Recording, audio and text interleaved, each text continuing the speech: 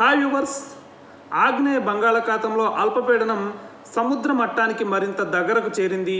దీనివల్ల తమిళనాడు, పుదుచ్చేరిలో జనవరి 11 నుంచి 13 వరకు తేలికపాటి నుంచి మోస్తరు వర్షాలు కురుస్తాయని, ఉరుములు పిడుగులు కూడా పడతాయని భారత వాతావరణ శాఖ అంచనా వేసింది.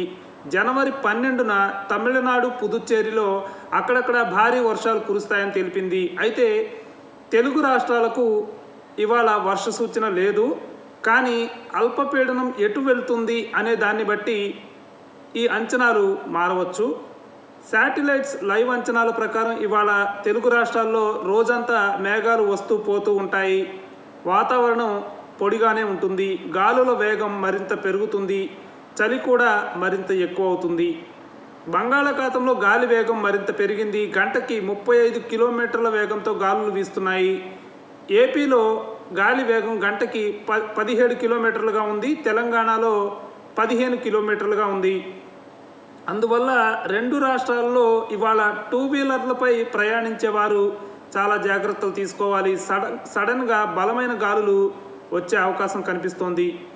ఉష్ణోగ్రత తెలంగాణలో పగటి వేళ 27 డిగ్రీల సెల్సియస్ ఉంటే రాత్రి వేళ 16 డిగ్రీల సెల్సియస్ ఉంటుంది. ఏపీలో పగటి వేళ 30 డిగ్రీల సెల్సియస్ ఉంటే రాత్రి వేళ 18 డిగ్రీల సెల్సియస్ ఉంటుంది. తేమ తెలంగాణలో 40% దాకా ఉంటుంది. ఏపీలో 50% దాకా ఉంటుంది. ఇది పగటి వేళకు సంబంధించింది. అదే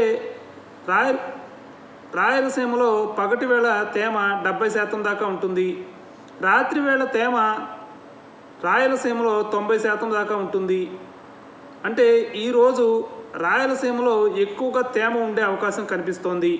మొత్తంగా ఇవాళ అన్ని రకాలుగా తెలుగు రాష్ట్రాల్లో వాతావరణం బాగుంటుంది. కానీ చలిగాలులు ఎక్కువ అవుతాయి కాబట్టి వాటి నుంచి జాగ్రత్తలు తీసుకోవాల్సిన అవసరం కనిపిస్తోంది. ఇది లేటెస్ట్ అప్డేట్. ఇలాంటి అప్డేట్స్ కోసం న్యూస్ 18 తెలుగు సబ్స్క్రైబ్ చేసుకోండి. బెల్ ఐకాన్ ప్రెస్ చేయండి. Thank you.